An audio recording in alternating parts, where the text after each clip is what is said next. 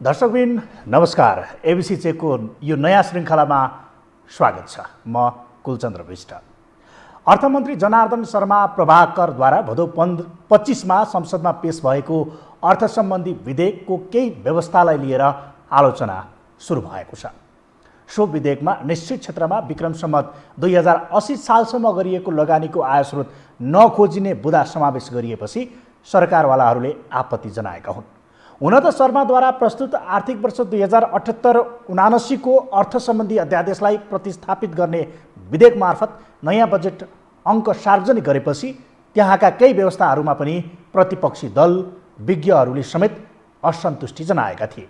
विधेयकमा उल्लेख गरिएको कोभिड-19 को प्रभावबाट रोजगारी र आय आर्जन गुमाएका अनौपचारिक एवं असङ्गठित क्षेत्रमा रहेका अति विपन्न गरिब 5 लाख परिवारलाई राहत स्वरूप एक पटकका लागि प्रति घर परिवार रु 10,000 का दरले निश्चित मापदण्डका आधारमा नगद अनुदान प्रदान गर्ने व्यवस्थालाई आलोचना गर्दै के का आधारमा गरिबी छुट्याउने त्यो प्रश्न नभएको भन्दै यो कार्यकर्ता पोस्ने मेलो भएको आक्षेप सरकारलाई लागिरहेको छ।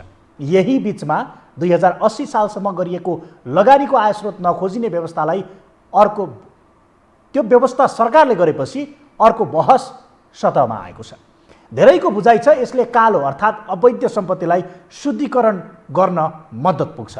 त्यसैले केही सरकारी उच्च अधिकारीले नै प्रधानमन्त्री शेरबहादुर देउवा मार्फत उक्त व्यवस्था हटाउन सुझाव दिइरहेको कुरा पनि बाहिरिएका छन्। अझ गजब त यो व्यवस्था प्रधानमन्त्रीले नै अन्तिम समयमा समावेश गरिएको, यो व्यवस्था अर्थमन्त्रीको एकल निर्णयले नै अन्तिम समयमा समावेश गरिएको र प्रधानमन्त्रीसँग समेत सल्लाह नगरिएको स्रोतहरूको दाबी छ। जबकि युवराज खतिवडा अर्थमन्त्री हुँदा ताका समेत यो व्यवस्था ल्याएपछि विवादमा परेको थियो। अन्ततः खतिवडाले यसलाई रोकेका थिए। आखिर अर्थमन्त्रीले यो व्यवस्था राख्नुको कारण के होला त? के यसले कालो धनलाई सेतो पार्ने अवसर दिँदैन? मुलुकमा लुकेको कालो धनले वैधानिकता पाउने मात्र होइन, अन्तर्राष्ट्रिय रूपबाट मुलुक समस्यामा पर्ने खतराका बीच अर्थमन्त्रीको यो कदम किन त? आम जनजीवनमा अनिवार्य जस्तै बन्दै गएको 2 पाङ्ग्रेमा कर थोपरेका उनले ठुलो रकमलाई भने किन नियमनभन्दा बाहिर लाँदैछन्? अर्थात् सानालाई चेपुवामा पार्ने अनि ठुलालाई किन खुल्ला? आजको एबिसी चेक यसैमा केन्द्रित रहनेछ। अब लागौँ आजको विषयवस्तुतर्फ। सरकारले पेश गरेको प्रतिस्थापन विधेयकमाथि विभिन्न खाले आक्षेप तेर्सिन थालेको छ। केपी शर्मा ओली नेतृत्वको सरकारलाई प्रतिगमनकारी करार गर्दै अग्रगमनका लागि बनेको सरकारकै कदम चौतर्फी विरोधका तारो बनेका छन्। त्यसैमा थपिएको हो प्रतिस्थापन विधेयक। यो विधेयकमा व्यवस्था गरिएको लगानीमा स्रोत नखोजिने व्यवस्थाले गैरकानुनी रूपमा उच्च राजनैतिक नेतृत्व, व्यापारी, भ्रष्ट कर्मचारीले कमाएको पैसालाई वैधानिक बनाउने बाटो खोलिदिएको छ। अर्थमन्त्री जनार्दन शर्माले संसदमा पेश गरेको आर्थिक अध्यादेशमा आयकर ऐन 2058 संशोधन गर्दै दफा 11मा सुर्ती तथा मदिराजन्य बाहेकका उद्योगमा लगानीको आयस्रोत खोजिने छैन भन्ने व्यवस्था थप गरिएको छ। तोकिएका केही निश्चित उद्योगहरू बाहेक अन्य क्षेत्रका पूर्वाधारसहित उद्योगमा लगानी गर्दा आयस्रोत खुलाउनु नपर्ने गरी ऐन संशोधनको प्रक्रियामा छ। स्रोत खुलाउन नपर्ने क्षेत्रमा राष्ट्रिय महत्त्वका जलविद्युत आयोजना, अन्तर्राष्ट्रिय विमानस्थल, भूमिगत मार्ग तथा सडक मार्ग, रेलमार्ग जस्ता पूर्वाधार विकास आयोजना, सिमेन्ट उद्योग, स्टिल उद्योग, कृषिमा आधारित उद्योग, पर्यटन सेवा सम्बन्धी उद्योग, 300 भन्दा बढी नेपाली नागरिकलाई रोजगारी दिने र 50% भन्दा बढी स्वदेशी कच्चा पदार्थ उपयोग गर्ने उत्पादनशील उद्योग छ। लगानीमा स्रोत नखोजिने व्यवस्था लागू भए मुलुकमा लुकेको कालो धनले वैधानिकता मात्रै पाउने होइन, अन्तर्राष्ट्रिय रूपबाट समेत मुलुक समस्यामा पर्नेछ। यसले विदेशी सहायता तथा लगानी नआउने, आय पनि कम हुने र वैदेशिक व्यापारमा राष्ट्रिय तथा अन्तर्राष्ट्रिय ब्याङ्कहरूबीच कारोबार गर्न असहज भई मुलुकको आर्थिक प्रणालीमा असर पर्ने जस्ता खतरा रहेको जानकारहरूको भनाइ छ। कतिले त प्रतिस्थापन विधेयकका अन्य व्यवस्थालाई समेत सँगै जोडेर त्यसैमा जोडेर सुशासनमाथि नै धज्जी उडाएको रूपमा हेरेका छन्।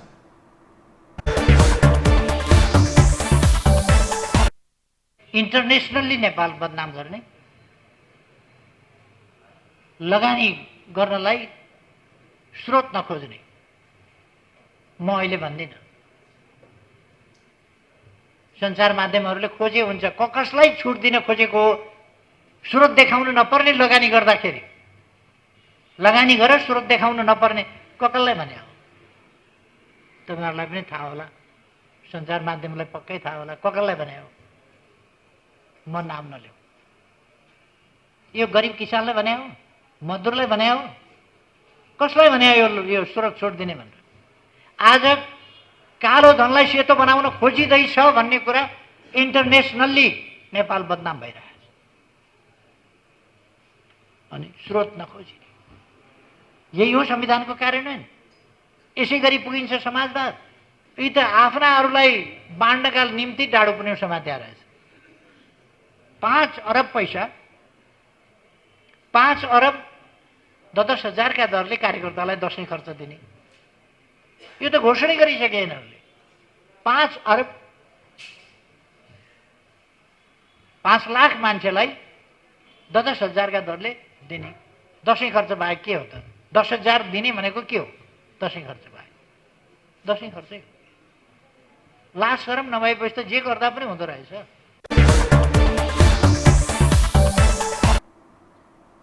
यो व्यवस्थाको धेरैले कडा शब्दमै चर्को आलोचना गरेका छन्। उनीहरूकै शब्दमा कतिपयले त माओवादीले द्वन्द्वकालमा बैङ्कहरू कब्जा गरेर र उद्योगी व्यवसायीहरूसँग जबरजस्ती चन्दा उठाएर जम्मा गरेको अवैध सम्पत्तिलाई वैधानिक बनाउन यस्तो गरिएको आरोप नै लगाएका छन्। यो व्यवस्थाको चर्को आलोचना गर्नेमा एमालेकै नेता गोकुल बासकोटा पनि हुन्। पूर्व सञ्चार मन्त्री समेत रहेका उनले सरकारले यो 2 महिनामा नीतिगत भ्रष्टाचारलाई संस्थागत गरेको बताएका छन्। सरकारको यो व्यवस्थाले द्वन्द्वकालमा लुटिएको बैङ्कका पैसा कहाँ छ भन्ने थाहा हुनेसम्म भन्न भ्याएका छन्। 2080 सालको चैत्रसम्म कसैले लगानी गर्यो भने लुटेर लिएर आए पनि लगानी गर्न पाउने भनेर अवैध कालो धनलाई सेतो धन बनाउने गरी नीतिगत भ्रष्टाचारको भयङ्कर डरलाग्दो अपराधजनक र सुशासन, सुव्यवस्था र हाम्रा कानुनका बरखिलाफमा मनी लन्ड्रिङ सम्बन्धी विदेशी पैसा यहाँ कसरी चाहिँ अवैध कारोबार गरिन्छ त्यसलाई समेत मध्यनजर गरेर जुन नीति लिएर आएको छ, वाह अग्रगामी सरकार। भ्रष्टाचारको संस्थागत सुरुवात अहिलेको सरकारले यो 2 महिनामा गर्यो, बधाई छ। त्यहीबाट हुन्छ, थाहा हुन्छ हिजो बैंक लुटिया पैसा कहाँ छ। त्यही पैसा लिएर आउनलाई हिजो जे अपराध गरेका छ विभिन्न मान्छेहरूले, राज्य लुटेर ठगेर कर नतिरेर ठुल्ठुला मान्छेहरूले कर तिरेका छैन, बोल्दैन। ती सबै यस्ता चिजहरूमा पनि चाहिँ कुनै सुशासनको कुरा छैन। अब तर गजब यहाँ अर्को कुरा पनि छ। अहिले चर्को आलोचना गरिरहेका एमाले नेतृत्वको सरकारको पालामा समेत यस्तो व्यवस्था ल्याइएको थियो। अर्थात् तत्कालीन अर्थमन्त्री युवराज खतिवडाले 2075-76 को बजेटमा यस्तै व्यवस्था ल्याएका थिए। विधेयकमा यस्तो व्यवस्था भुलवश पर्न गएको उल्लेख गर्दै त्यसलाई हटाउने सार्वजनिक प्रतिक्रिया दिएका थिए। त्यसपश्चात लगानीको आयस्रोत नखोजिने यो व्यवस्था हटाइयो। त्यसपछिका बजेटमा यस्तो सुविधा उल्लेख थिएन।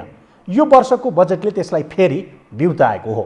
ठुला पूर्वाधारमा लगानी आकर्षित गर्न भन्दै त्यति बेला यो व्यवस्था गरिएको थियो। सम्पत्ति शुद्धिकरण निवारणसँग सम्बन्धित कानुन ल्याई 2068 असार 31 मा सम्पत्ति शुद्धिकरण अनुसन्धान विभाग स्थापना गरिएपछि उक्त व्यवस्थालाई निरुत्साहित गरिएको छ। यद्यपि उक्त बुँदा अहिले संसदमा विचाराधीन विधेयकमै रहेकाले संसदबाट पास हुनु अगावै पुनर्विचार गर्न सकिन्छ, जसको जानकारहरूले समेत आलोचना गरिरहेका छन्।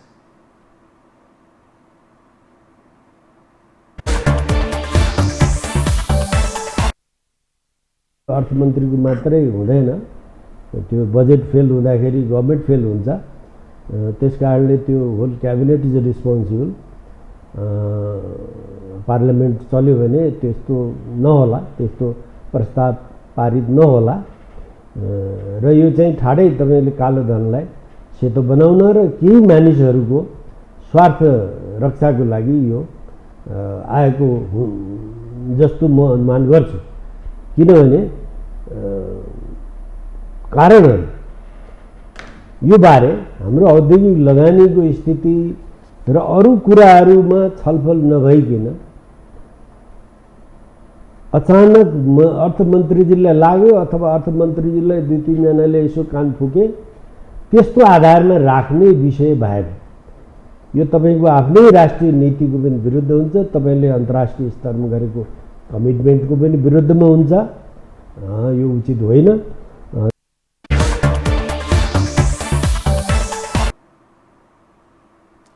यो व्यवस्था लागू भए अन्तर्राष्ट्रिय रूपबाट मुलुक समस्यामा पर्नेछ, किनभने नेपाल सम्पत्ति शुद्धिकरण र आतंकवादी क्रियाकलापमा लगानी निरुत्साहित गर्ने अन्तर्राष्ट्रिय संस्थाहरू फाइनेन्सियल एक्सन टास्क फोर्स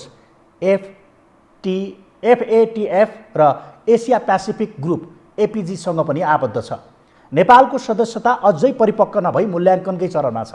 प्रधानमन्त्री तथा मन्त्री परिषदको कार्यालय, कानुन मन्त्रालय, अर्थ मन्त्रालय, राष्ट्र बैङ्क लगायतका निकायले नेपालले गरिरहेको कामको विवरण यी निकायलाई पेश गर्न थालिसकेका छन्।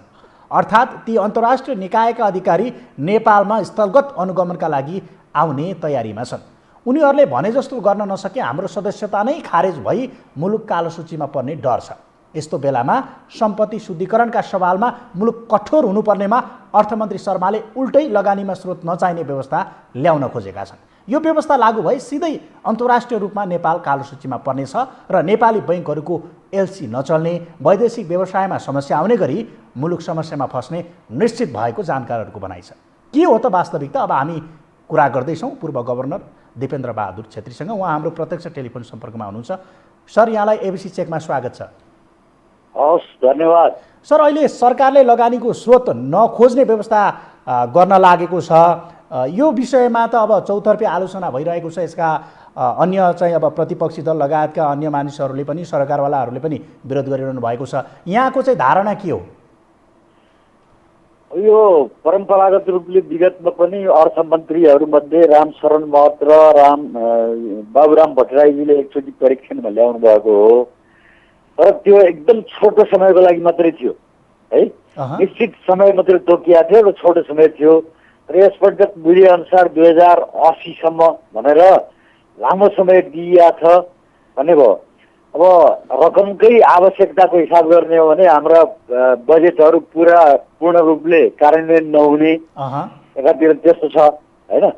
अनि अर्कोतिर लगानीको वातावरणको निमित्त यस्तो किसिमको अनडिफाइन्ड भनौँ अघि स्रोत नखुलेको रकमहरू मुलुकमा भित्रिने दौड आयो भनेदेखि चिनाइन रूपले लगानी गर्न खोज्नेहरूको लागि त्यति अनुकूल वातावरण चाहिँ बन्दैन भन्ने हुन्छ। त्यसो भएको हुनाले यो त्यति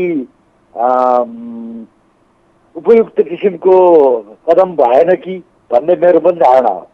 सर, अब यसअघि नै यो विवादमा परेर फिर्ता गरिएको थियो, अब फेरि अहिले ल्याइएको छ। सरकारलाई के जरुरी परेछ त्यसो भए? अनि यो विगतमा छोटो समयमा दिएको हुनाले उनीहरूले चाहिँ त्यो काम सम्पन्न गरे भयो भन्ने त भयो। तर पनि त्यसपछिको डेभलपमेन्टमा अहिले सम्पत्ति शुद्धिकरणदेखि लिएर बेला बेलामा परीक्षण गर्ने अवस्थामा पनि रहेको र विगतमा पनि यही सम्पत्ति शुद्धिकरण सम्बन्धी उसमा चाहिँ हामीहरू कालो सूचीमा पर्न सक्ने सम्भावना रहेको भनेर बल्ल बल्ल जोगिएको छ भन्ने कुराहरू आइराखेको बेलामा अहिले अब 2080सम्मको निमित्त भनेर खुला रूपले त्यो सबै अवस्थाहरू सृजना गर्दाखेरि त्यसले अन्तर्राष्ट्रिय रूपमा पनि र स्वदेशभित्रै पनि कतिपय उसमा चाहिँ त्यति सहज किसिमको वातावरण सृजना नगर्ने हो कि भन्ने डर चाहिँ छ। सर, अब यस्ता कुराहरू बेला बेला आइरहेका छन्। योभन्दा अगाडि नै आयो, अब अहिले आयो, राजनीतिक मसला बन्यो। के उनीहरूले यो अवैध धन सेतो हुनसक्छ, अवैध धनहरूलाई चाहिँ मानिसहरूले प्रयोग गर्न सक्छन्, यही समयलाई प्रयोग गरेर भन्ने नबुझेको हो हाम्रो नेतृत्वकर्ताले कि यो नियत बसै यस्तो भएको हो? अनि यो चाहिँ के भने धन प्राप्त हुन सक्यो भनेदेखि ठुला ठुला परियोजनाहरूमा लगानी गर्ने, खास गरेर उत्पादन क्षेत्र र जलस्रोतमा धेरै ठाउँमा चाहिँ यो अलिक कमजोरी नै छ भन्ने महसुस गरेर ल्याउन खोजिएको होला।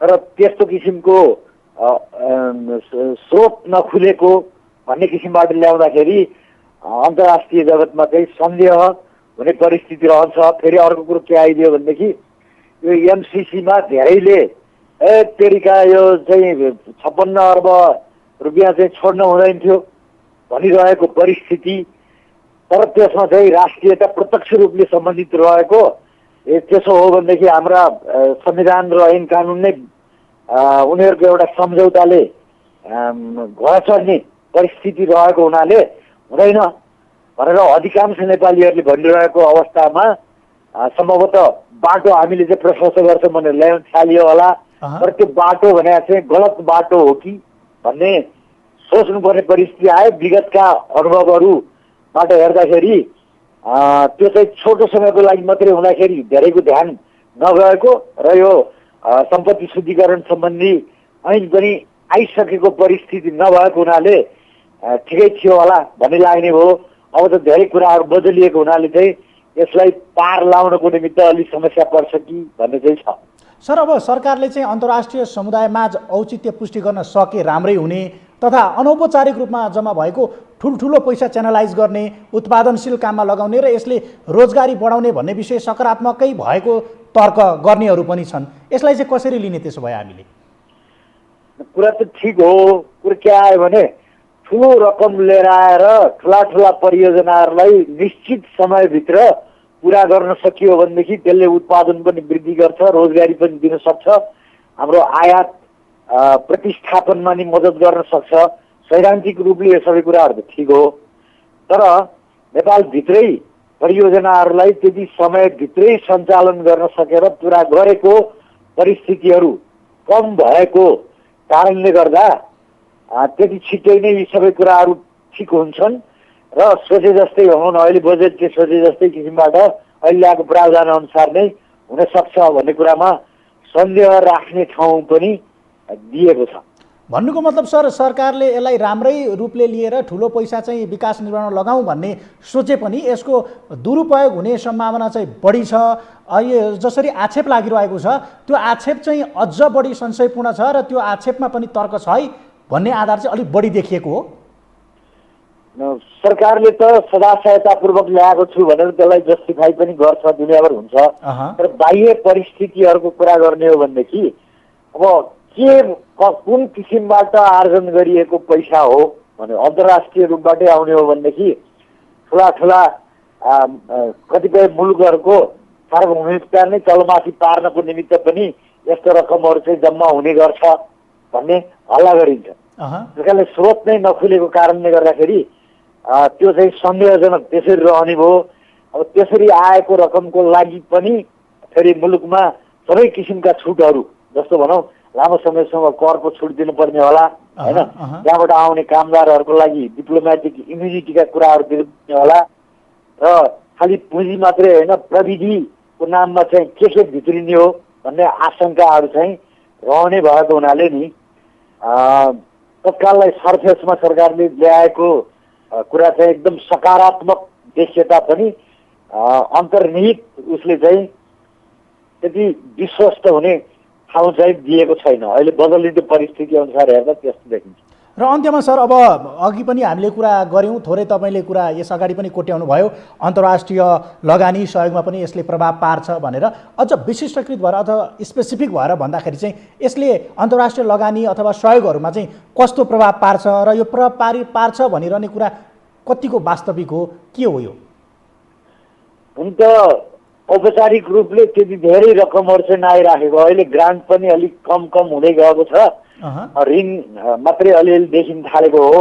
त्यो सिलसिलामा हेर्दाखेरि त्यस्तो किसिमको रकम भनौँ न यो स्रोत नखुलेको रकमहरूले मद्दत गर्न सक्छ भन्ने देखिएको होला, तर त्यो देखिए तापनि त्यसले गर्न सक्ने काम अब अहिले नै भनौँ न डिफाइन गरिएको छैन नि। क्षेत्र त उत्पादनशील क्षेत्र बनाएको छ, हाइड्रो बनाएको छ, त्यति मात्रै भयो भनौँ, रोजगारी वृद्धि गर्ने भनेर भनिएको छ है। एकदम प्रोजेक्टहरू यो क्षेत्र भनेर चाहिँ पिन पोइन्ट गरेर भन्न सकेको भएदेखि र समयमा सम्पन्न गर्न सकेको भए त नराम्रो हुँदैन थियो होला, तर पनि अन्तर्राष्ट्रिय जगतले हेरिराख्ने कुरा र हामी अन्तर्राष्ट्रिय जगतका पनि विभिन्न भनौँ न फाइनेन्सियल सेक्टर भयो कतिपय उसमा चाहिँ सदस्य रहेको हुनाले विगतको अनुभव हेर्ने हो भनेदेखि हामीले काटेको चेक चाहिँ अनादर गर्ने परिस्थितिहरू पनि सिर्जना भएको थियो होइन हो। यिनै इस्यु चाहिँ बनाएर उनीहरूले पश्चिमाहरूले त्यो किसिमको न्यु खोज्न सक्ने सम्भावनाहरू पनि यसले बाटो खोज्छ। यो त हाम्रै सम्पत्ति शुद्धिकरण ऐन र अझै अहिले हामी जुन सदस्य छौँ अन्तर्राष्ट्रिय संस्थाहरूको त्यसकै सन्धि विपरीत पनि त हो नि त, त्यसो भए त होइन र?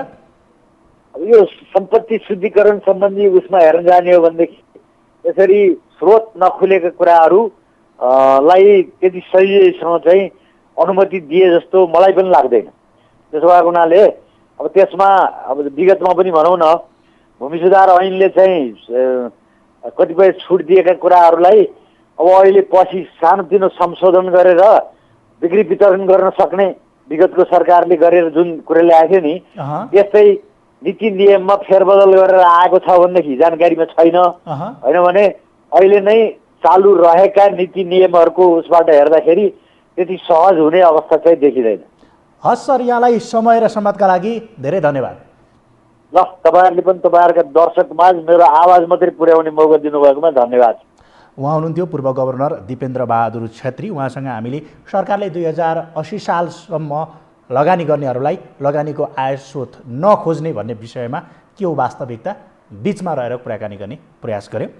सामान्य शर्तसहित लगानीको स्रोत नखोज्ने यस्तो निर्णयले विदेशबाट आतङ्कवादी हात हतियार सम्बन्धी कारोबारीका समेत कालो धन आउन सक्ने चिन्ता व्यक्त भएको छ। यद्यपि सरकार पक्षले भने यस विषयमा सरकारले अन्तर्राष्ट्रिय समुदाय माझ औचित्य पुष्टि गर्न सके राम्रै हुने बताउने गरेको छ। अहिले विश्वव्यापी रूपमा सम्पत्ति शुद्धिकरणको मुद्दा निकै कठोर बन्दै गएको छ। त्यसमाथि पनि यस्तो व्यवस्थाले स्रोत नखुलेको सम्पत्तिलाई वैध बनाउन सघाउने उनीहरूको पनि स्वीकारोक्ति छ। तर अनौपचारिक रूपमा जम्मा भएको ठुल्ठुलो पैसा च्यानलाइज गर्ने उत्पादनशील काममा लगाउने र यसले रोजगारी बढाउने भन्ने विषय सकारात्मक भएको उनीहरूको तर्क छ। अझ गजब त के भने आम सर्वसाधारणका लागि अत्यावश्यक बन्दै गएको 2 पाङ्ग्रे सवारी साधनको अन्तःशुल्क र सडक कर भने यो अग्रगमनको सरकारले वृद्धि गरेको छ। यसरी सानालाई चेपुवामा पारेको सरकारले कर छलेर वा विभिन्न अवैध धन्दा मार्फत कालो धन थुपारेर बसेकाहरूलाई यो धन कहिले सेतो बनाउला भनेर बसेकाहरूलाई भने स्वर्ग हुने व्यवस्था ल्याइदिएको छ। अर्थात् यो 2 विरोधाभासपूर्ण अवस्था एउटै विधेयकमा छ। अर्कातर्फ गरिबका लागि भन्दै ल्याएको 10,000 का दरले नगद अनुदान प्रदान गर्ने व्यवस्थामा समेत प्रश्न छैन, जुन कार्यकर्ताको गोजीमा पुग्ने यसअघिकै अभ्यासहरूबाट प्रश्न छ। अर्थात् ठुलाका लागि र पहुँचमा भएकाहरूका लागि दुवै हातमा लड्डु दिएको यो विधेयक पास भए मन्त्री त मालामाल होलान्, तर देश भने अझ समस्यामा पर्ने प्रश्न छ। होस् त, एबिसी शेख आजलाई यति नै। अर्को अङ्कमा फरक विषयवस्तुका साथमा उपस्थित हुने नै छौँ। तबसम्मका लागि आज्ञा दिनुहोस्। नमस्कार।